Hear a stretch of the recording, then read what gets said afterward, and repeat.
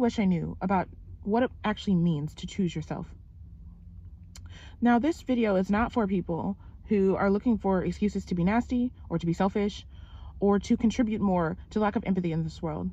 This video is for people who, if you are like me, you struggle with boundaries. And what that means is, in this case, I kept hearing people say that. And I was always the nastiest people, the most selfish people, that where you choose yourself, you got to choose yourself because no one else will choose you. You got to do what works best for you. They were always the most selfish people, the most nasty people. They always put their needs above everyone else's, and everyone suffered for it. And I knew that I did not want to be that kind of person. I am very loving. I am very giving. I am very kind. I never, ever, ever want to implement any spiritual practice that makes me more unkind and more unloving and more of any of those nasty things, which I saw specifically were in those women.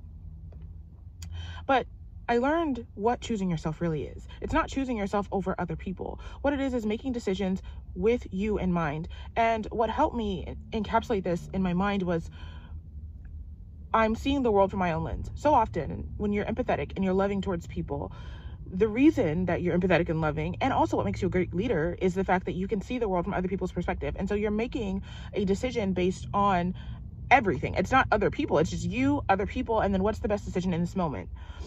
And what I learned is to choose yourself is to also include you in as part of that equation, and that other things can move around you. It's not a matter of being mean or nasty or whatever, but there are things that other people are happily willing to do if they understood what you needed or what was going on. And so I learned to choose myself is to consider myself in the moment, because often the times when I abandon myself is not when it is pertaining to other people, although that does happen. It's often me with what do I need versus what do I want.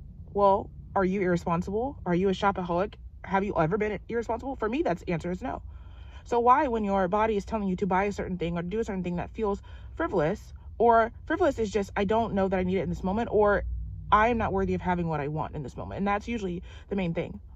Do you know that what you want is attached to what you need? That it is innately prophetic, that it is pushing you towards the reality that you have been wanting.